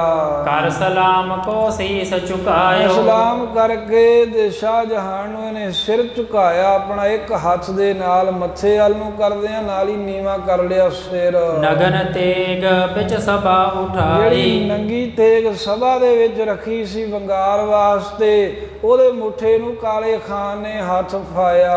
ਪਾਨ ਨਬੀਰਾ ਲੀਨ ਤੇ ਚਬਾਈ। ਪਾਨਾਂ ਦਾ ਬੀੜਾ ਮੂੰਹ 'ਚ ਪਾ ਕੇ ਚੱਬ ਲਿਆ। ਜਿਹੜਾ ਇਹਨਾਂ ਦਾ ਜਿਸ ਤਰ੍ਹਾਂ ਦਾ ਨਿਯਮ ਜਿਹਾ ਇਹਨਾਂ ਦੀ ਕਹਿ ਲੋ ਵੀ ਮਰਿਆਦਾ ਇਸ ਤਰ੍ਹਾਂ ਦੀ ਸੀ। ਦੇਖੋ ਸ਼ਾਹ ਸ਼ਾਹ ਤਿਸ ਕਾਲਾ। ਉਸ ਵੇਲੇ ਉਤਸ਼ਾਹ ਵੇਖ ਕੇ ਜੰਗ ਕਰਨ ਦਾ ਸ਼ਾਹਜਹਾਨ ਨੇ ਜਦੋਂ ਵੇਖਿਆ ਵੀ ਬੜਾ ਉਤਸ਼ਾਹ ਹੈ ਕਾਲੇ ਖਾਂ ਵਿੱਚ। ਸਿਰੇ ਪਾਓ ਮਗਵਾਏ ਵਿਸਾਲਾ। ਇਹਨੂੰ ਬੜਾ ਵਿਸਾਲ ਬੜਾ ਕੀਮਤੀ ਸਿਰੇ ਪਾਓ ਦੇਣ ਲੱਗਾ ਹੈ ਜਿਹਦੇ ਵਿੱਚ ਕਈ ਕੀਮਤੀ ਵਸਤੂਆਂ ਹੁੰਦੀਆਂ ਨੇ। ਜਰੀ ਬਸਤਰ ਸੁੰਦਰ ਮੁਦ ਧਾਰੇ। ਅੱਜ ਜਰੀ ਵਾਲੇ ਕਹਿੰਦੇ ਸੋਹਣੇ ਬਸਤਰ ਖੁਸ਼ ਹੋ ਕੇ ਮੰਗਾਏ ਬਾਦਸ਼ਾਹ ਨੇ ਦੇਣ ਵਾਸਤੇ। ਜਿਹੜਾ ਸਰੂਪਾ ਉਹ ਮੰਗਾਇਆ ਉਹਦੇ ਵਿੱਚ ਕੱਪੜੇ ਬੜੇ ਸੋਹਣੇ ਹਨ ਜਰੀ ਦੇ ਦਰੀਦਾਰ। ਕਲਗੀ ਜ਼ਿਗਾ ਜਿਨੋ ਪਰ ਧਾਰੇ। ਉਹਨਾਂ ਕੱਪੜਿਆਂ ਦੇ ਕਲਗੀ ਰੱਖੀ ਹੈ ਇੱਕ ਇੱਕ ਜਗ੍ਹਾ ਰੱਖੀ ਹੋਈ ਹੈ। ਕੰਕਨ ਕੰਚਨ ਹੀਰਨ ਜਰੇ। ਸੋਨੇ ਦੇ ਕੜੇ ਨੇ ਤੇ ਹੀਰਿਆਂ ਦੀ ਵਿੱਚ ਜੜਤ ਹੋਈ ਉਹ ਵੀ ਉਸ ਸਰੂਪਾ ਉਹਦੇ ਵਿੱਚ ਰੱਖੇ ਹਨ। ਦਵੇ ਮੰਗਵਾਏ ਸੋ ਬਖਸ਼ਨ ਕਰੇ। ਦੁਆ ਮੰਗਵਾਏ ਦੋ ਮੰਗਵਾ ਕੇ ਸ਼ਾਹਜਹਾਨ ਨੇ ਦੋਵਾਂ ਹੱਥਾਂ 'ਚ ਪਾਉਣ ਨੂੰ ਬਖਸ਼ੀਸ਼ ਦੇ ਤੌਰ ਤੇ ਦੇ ਦਿੱਤੇ। ਕੰਠਾ ਬੜ ਕੀਮਤ ਮੁਕਤਨ ਕੋ। ਤੇ ਮੋਤੀਆਂ ਦਾ ਬੜਾ ਕੀਮਤੀ ਕੈਂਠਾ ਗਲ ਵਿੱਚ ਪਾਉਣ ਵਾਸਤੇ ਸਰੋਪੇ ਦੇ ਨਾਲ ਦਿੱਤਾ। ਉਜਲ ਗੋਲ ਦਿਓ ਪਹਿਰਨ ਕੋ। ਇਹਨੇ ਬੜੇ ਉਜਲ ਤੇ ਗੋਲ ਗੋਲ ਮੋਤੀ ਨੇ ਜੋ ਪਹਿਰਨ ਵਾਸਤੇ ਦਿੱਤੇ ਹਨ। 1.25 ਲੱਖ ਕੋ ਖਿਲਤ ਕਹਾਵੇ। ਉਸ ਸਮੇਂ ਦੇ 1.25 ਲੱਖ ਦੀ ਇਹ ਪੂਰੀ ਖਿਲਤ ਹੈ ਜਿਹਦੇ ਵਿੱਚ ਕੱਪੜੇ ਬਸਤਰ ਸ਼ਸਤਰ ਇਹ ਸਾਰਾ ਕੁਝ ਹੀ ਆ ਜਾਂਦਾ। ਇਹ 1.25 ਲੱਖ ਦੀ ਖਿਲਤ ਜਿਹੜੀ ਹੈ ਸ਼ਾਹਜਹਾਨ ਨੇ ਕਾਲੇ ਖਾਨ ਨੂੰ ਦਿੱਤੀ। ਜੰਗ ਦੀ ਚੜ੍ਹਾਈ ਵਜੋਂ ਸਨਮਾਨ ਕਰਦੇ ਆ। ਲੈ ਕਾਲੇ ਖਾਂ ਔਰ ਹਰ ਖਾਵੇ। 1.25 ਲੱਖ ਦੀ ਖਿਲਤ ਲੈ ਕੇ ਸਰੂਪਾ ਲੈ ਕੇ ਕਾਲੇ ਖਾਂ ਬਹੁਤਾ ਹੀ ਖੁਸ਼ ਹੋਇਆ। ਹਜ਼ਰਤ ਹੋਏ ਪਰਸਨ ਜਬ ਦੀਨਾ। ਜਦੋਂ ਹਜ਼ਰਤ ਬਾਦਸ਼ਾਹ ਨੇ ਖੁਸ਼ ਹੋ ਕੇ ਕਾਲੇ ਖਾਂ ਨੂੰ ਸਰੂਪਾ ਦਿੱਤਾ 1.25 ਲੱਖ ਦਾ। ਸਭ ਉਮਰਾਵਨ ਹੀਰਨ ਕੀਨਾ। ਜਿੰਨੇ ਵੀ ਉਮਰਾਵ ਅਹਿਲਕਾਰ ਸਨ ਸਾਰੇ ਹੀ ਵੇਖਿਆ ਵੀ ਵੇਖੋ ਗੁਰੂ ਹਰਗੋਬਿੰਦ ਸਾਹਿਬ ਜੀ ਦੇ ਚੜ੍ਹਾਈ ਕਰਨ ਨੂੰ ਕਿੰਨੀ ਬਾਦਸ਼ਾਹ ਤਰਜੀਹ ਦੇ ਰਿਹਾ ਵੀ ਜਿਹੜਾ ਚੱਲਿਆ ਉਹਦਾ ਕਿੱਡਾ ਸਨਮਾਨ ਕੀਤਾ ਹੈ। ਹੁਤੋ ਮੀਤ ਇੱਕ ਅਬਦਲ ਖਾਨ। ਉਹਨਾਂ ਉਮਰਾਵਾਂ ਦੇ ਵਿੱਚੋਂ ਇੱਕ ਸਾਧ ਸੰਗਤ ਹੁਤੋ ਮੀਤ ਇੱਕ ਅਬਦੁਲ ਖਾਨ। ਅਬਦੁਲ ਖਾਨ ਜਿਹੜਾ ਗੁਰਾਂ ਹੱਥੋਂ ਮਾਰਿਆ ਗਿਆ ਸੀ ਉਹਦਾ ਮਿੱਤਰ ਬੈਠਾ ਸੀ ਇੱਕ। ਖੋਜਾ ਅਨਵਰ ਨਾਮ ਬਖਾਨ। ਅਨਵਰ ਖੋਜਾ ਇਹਦਾ ਨਾਮ ਕਹਿੰਦੇ ਹਨ। ਤਿਨ ਪੀ ਦੇਖਤ ਚੌਂਪ ਵਡਾਈ। ਉਹਨੇ ਵੀ ਵੇਖ ਕੇ ਦੇ ਮਨ ਵਿੱਚ ਚਾਅ ਉਤਸ਼ਾਹ ਵਧਾ ਲਿਆ ਵੀ ਜੇ ਕਾਲੇ ਖਾਂ ਚੱਲਿਆ ਇਹਦਾ ਮੈਂ ਵੀ ਨਾਲ ਹੀ ਜਾਵਾਂਗਾ। ਚਾਹੇ ਗੁਰੂ ਪਰ ਕਰਨ ਚੜਾਈ। ਗੁਰੂ ਹਰਗੋਬਿੰਦ ਸਾਹਿਬ ਤੇ ਚੜ੍ਹਾਈ ਕਰਨ ਵਾਸਤੇ ਇਹਨੇ ਵੀ ਉਸ ਵੇਲੇ ਕਿਹਾ ਹੱਥ ਜੋੜ ਕੇ। 2000 ਪ੍ਰਤਨਾ ਕੋ ਮਾਲਕ। 2000 ਫੌਜੀ ਇਹਦੇ ਕੋਲ ਸ਼ਸਤਰ ਧਾਰੀ ਰਹਿੰਦੇ ਸਨ। 2000 ਸੈਨਾ ਦਾ ਮਾਲਕ ਸੀ ਇਹ। ਬੈਰ ਸੰਭਾਰ ਖਰਿਓ ਤਤਕਾਲਕ। ਇਹਨੇ ਵੀ ਆਪਣੇ ਮਿੱਤਰ ਦਾ ਬਦਲਾ ਲੈਣ ਵਾਸਤੇ ਉਹ ਵੈਰ ਚੇਤੇ ਕੀਤਾ ਤੇ ਗੁਰੂ ਹਰਗੋਬਿੰਦ ਸਾਹਿਬ ਨੂੰ ਵਾਹਿਗੁਰੂ ਸ਼ਾਹਜਹਾਨ ਬਾਦਸ਼ਾਹ ਨੂੰ ਕਹਿਣ ਲੱਗਾ ਜਿਤੇ ਵਕੀਲ ਸ਼ਾਹ ਕੇ ਜਾਨੋ। ਵੀ ਹੇ ਸ਼ਾਹਜਹਾਨ ਜੀ ਜਿੰਨੇ ਵੀ ਆਪ ਜੀ ਦੇ ਵਕੀਲ ਹਨ ਤਿਨ ਸਭ ਕੋ ਸਿਰ ਮੋਰ ਪਛਾਨੋ। ਉਹਨਾਂ ਸਾਰਿਆਂ ਦੇ ਵਿੱਚੋਂ ਸਿਰਮੌਰ ਸਭ ਤੋਂ ਵੱਡਾ ਵਕੀਲ ਹੈ ਇਹ ਅਨਵਰ ਖੋਜਾ। ਹਜ਼ਰਤ ਹੁਕਮ ਆਪ ਕੋ ਪਾਉ। ਕਹਿਣ ਲੱਗਾ ਹੈ ਹਜ਼ਰਤ ਹੈ ਬਾਦਸ਼ਾਹ ਸਲਾਮਤ ਜੇ ਤੁਹਾਡੀ ਆਗਿਆ ਮਿਲ ਜੇ ਨਾ ਤੁਹਾਡਾ ਹੁਕਮ ਹੋ ਜਾਵੇ ਕਿਤੇ। ਪੈਂਦ ਖਾਨ ਕੇ ਸੰਗ ਸਿਧਾਮ। ਮੈਂ ਵੀ ਗੁਰੂ ਹਰਗੋਬਿੰਦ ਸਾਹਿਬ ਕੋਲ ਬਦਲਾ ਲੈਣਾ ਆਪਣੇ ਮਿੱਤਰ ਦਾ, ਮੈਂ ਵੀ ਪੈਂਦੇ ਖਾਨ ਦੇ ਨਾਲ ਹੀ ਫੌਜ ਲੈ ਕੇ ਚਲਿਆ ਜਾਵਾਂ। ਅਬਦੁਲ ਖਾਨ ਮੀਤ ਮਮ ਮਾਰਾ।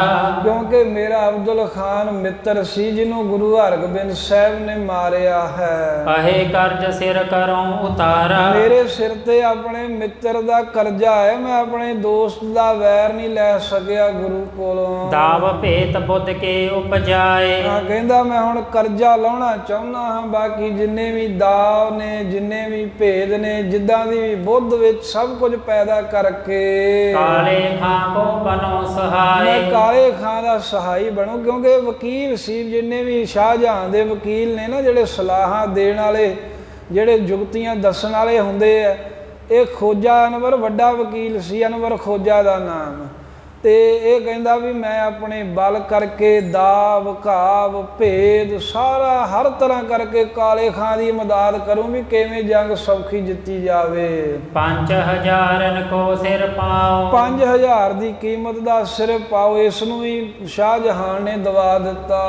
ਹਰਖ ਸ਼ਾਹ ਕਰਤਾ ਹੈ ਦਿਵਾਏ। ਸ਼ਾਹਜਹਾਨ ਬੜਾ ਖੁਸ਼ ਹੋਇਆ ਵੀ ਇਹ ਤਾਂ ਇੱਕ ਤੋਂ ਇੱਕ ਦੋ ਸੂਰਮੇ ਜਿਹੜੇ ਹਨ ਉੱਠਦੇ ਜਾ ਰਹੇ ਨੇ ਗੁਰੂ ਤੇ ਚੜ੍ਹਾਈ ਕਰਨ ਵਾਸਤੇ। ਜਿਉ ਕਿਉ ਕਰ ਗੁਰ ਕੋ ਗਹਿ ਆਨੋ। ਹਾਂ, ਕਹਿਣ ਲੱਗਾ ਵੀ ਹੁਣ ਇੰਨੀ ਫੌਜ ਚੱਲੀ ਜੇ, ਜਿਵੇਂ ਕਿਵੇਂ ਕਰਕੇ ਗੁਰੂ ਨੂੰ ਫੜ ਕੇ ਲੈ ਕੇ ਆਇਓ ਜਿੰਦਾ ਮੇਰੇ ਕੋਲ। ਲੜਤ ਬਾਹਨੀ ਰਨ ਕਰ ਹਾਨੋ। ਲੜ ਕੇ ਬਾਕੀ ਤਾਂ ਸਾਰੀ ਫੌਜ ਹੈ ਉਹਨੂੰ ਤੁਸੀਂ ਮਾਰ ਕੇ ਹੀ ਆਉਣਾ ਹੈ। ਸਹਿਤ ਦਮਾਦ ਜੋ ਪੈਂਦੇ ਖਾਨ। ਸੋ ਇਸ ਤਰ੍ਹਾਂ ਆਪਣੇ ਜਵਾਈ ਉਸਮਾਨ ਖਾਨ ਦੇ ਸਮੇਤ ਪੈਂਦੇ ਖਾਨ ਸਿਰੋ ਪਾਓ ਤਿਨ ਦੇਵਨ ਠਾਨ। ਉਹਨਾਂ ਨੂੰ ਸਿਰ ਪਾਓ ਦਿੱਤਾ ਬਾਦਸ਼ਾਹ ਨੇ। ਇਹਨਾਂ ਦਾ ਵੀ ਮਾਣ ਸਨਮਾਨ ਕੀਤਾ ਵੀ ਇਹਨਾਂ ਕਰਕੇ ਹੀ ਤਾਂ ਸਾਰੀ ਗੱਲ ਬਣ ਰਹੀ ਹੈ ਜੰਗ ਦੀ। ਦੇ ਸਨਮਾਨ ਵਿਦਾ ਸਭ ਕਰੇ। ਇਸ ਤਰ੍ਹਾਂ ਮਾਣ ਸਨਮਾਨ ਦੇ ਕੇ ਸਾਰਿਆਂ ਨੂੰ ਵਿਦਿਆ ਕਰ ਦਿੱਤਾ। ਨਿਕਸੇ ਵਹਿਰ ਮੋਦ ਉਰ ਭਾਏ। ਤੇ ਸਾਰੇ ਹੀ ਸਭਾ ਦੇ ਵਿੱਚੋਂ ਰਲ ਮਿਲ ਕੇ ਬਾਹਰ ਆਏ, ਬੜੇ ਖੁਸ਼ ਹੋਏ ਨੇ ਵੀ ਬਾਦਸ਼ਾਹ ਹੁਣ ਵੀ ਖੁਸ਼ ਹੈ ਤੇ ਬਾਅਦ ਚ ਹੋਰ ਖੁਸ਼ ਹੋਵੇਗਾ ਜਦੋਂ ਜੰਗ ਜਿੱਤ ਕੇ ਆਵਾਂਗੇ। ਜਾਏ ਆਪਣੇ ਡੇਰੇ ਮੈਂ ਗਏ। ਆਪੋ ਆਪਣੇ ਡੇਰਿਆਂ 'ਚ ਪੜਾਵਾਂ ਦੇ ਜਦੋਂ ਇਹ ਚਲੇ ਗਏ। ਦੁੰਦਬ ਵਿਆਹੇ ਹੁਕਮ ਕੋ ਦਏ। ਦੁੰਦਬ ਵਜਹਿ ਹੁਕਮ ਕੋ ਦਏ। ਨਗਾਰੇ ਵੱਜ ਗਏ, ਹੁਕਮ ਹੋ ਗਿਆ ਵੀ ਦੋਹਰੀ ਚੋਬ ਲਾਓ, ਜੰਗ ਦੀ ਤਿਆਰੀ ਕਰੋ। ਦੋਹਰਾ ਕੁਤਬ ਖਾਨ ਬੈਠਿਓ ਪਿਖਿਓ। ਉਸ ਵੇਲੇ ਜਿਹੜਾ ਕੁਤਬ ਖਾਨ ਸੀ, ਬਾਕੀ ਚਲੇ ਗਏ। ਕੁਤਬ ਖਾਨ ਨੂੰ ਜਲੰਧਰ ਦੇ ਸੂਬੇ ਨੂੰ ਜਦੋਂ ਬੈਠਾ ਹੋਇਆ ਸ਼ਾਹਜਹਾਨ ਨੇ ਵੇਖਿਆ, ਹਜ਼ਰਤ ਆਪਣੇ ਤੀਰ। ਉਹਨੇ ਵੇਖਿਆ ਵੀ ਇਹ ਤਾਂ ਮੇਰੇ ਨੇੜੇ ਬੈਠਾ ਹੈ ਜੋ ਕੁਤਬ ਖਾਨ।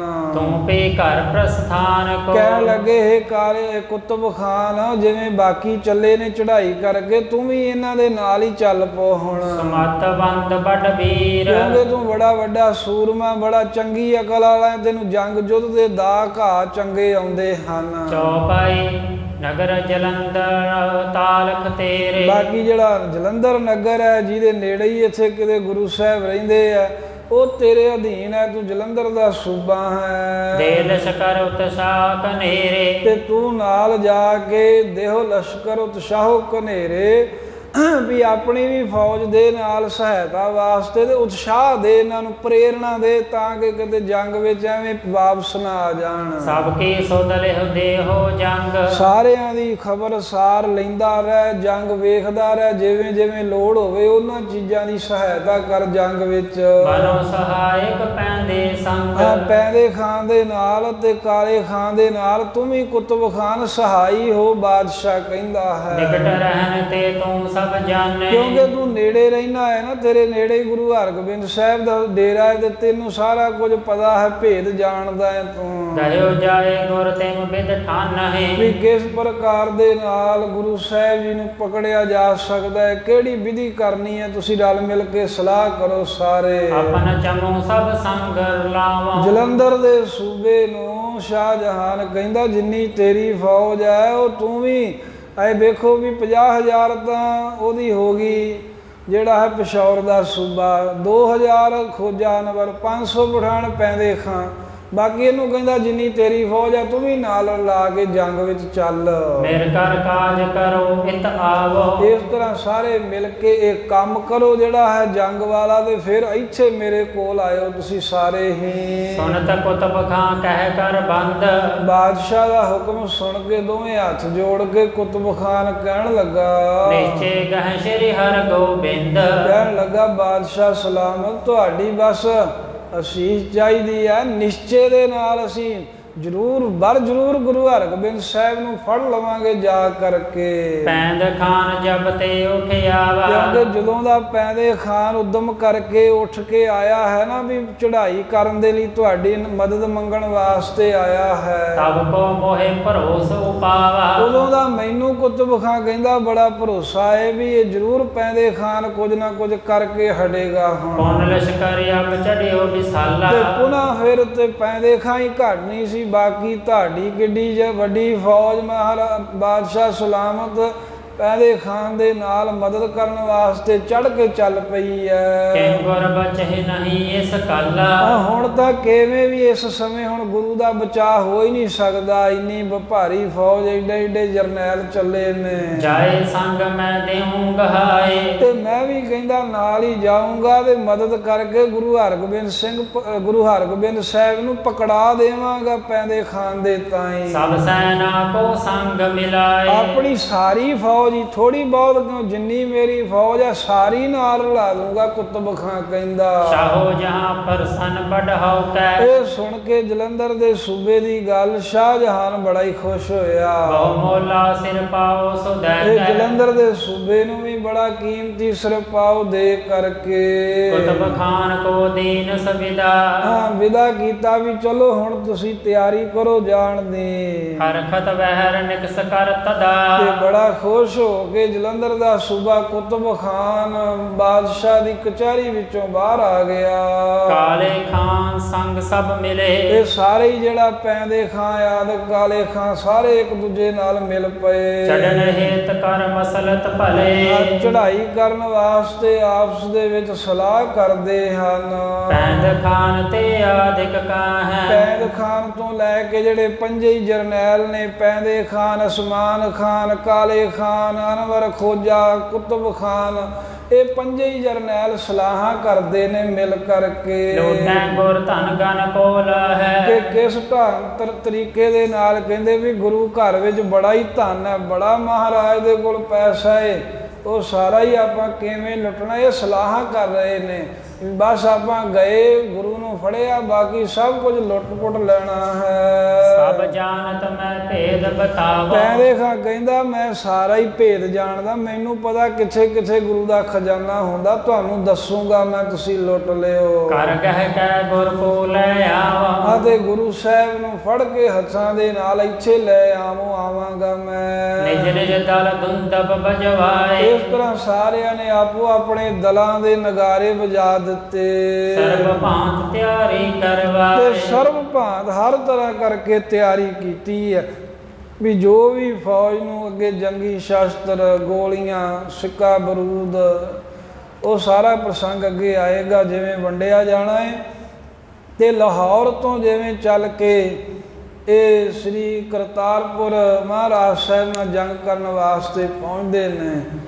ਇਹ ਸਾਧ ਸੰਗਤ ਇਤਿਹਾਸ ਆਉਣ ਵਾਲੇ ਸਮੇਂ ਸਰਵਣ ਕਰਾਂਗੇ। ਵੇ ਨਿਮਖ ਹਰਾਮੀ ਪੈਂਦੇ ਖਾਨ 50,000 ਤੋਂ ਵੱਧ ਫੌਜਾਂ ਚੜ੍ਹਾ ਕੇ ਜਿਨ੍ਹਾਂ ਨੇ ਸਾਰੀ ਉਮਰ ਇਹਦੀ ਪਾਲਣਾ ਕੀਤੀ, ਉਸ ਗੁਰੂ ਹਰਗੋਬਿੰਦ ਸਾਹਿਬ 'ਤੇ ਚੜ੍ਹਾਈ ਕਰਾ ਕੇ ਬਾਦਸ਼ਾਹ ਸ਼ਾਹਜਹਾਨ ਦੇ ਕੋਲੋਂ ਚੱਲ ਪਿਆ ਹੈ। ਤੇ ਬੜਾ ਖੁਸ਼ ਹੈ ਵੀ ਮੈਂ ਗੁਰੂ ਨੂੰ ਫੜ ਕੇ ਲਿਆ ਕੇ ਇੱਥੇ ਪੇਸ਼ ਕਰਾਂਗਾ, ਗੁਰੂ ਦੀ ਨਰਾਦਰੀ ਕਰਾਂਗਾ, ਬਦਲਾ ਲਵਾਂਗਾ।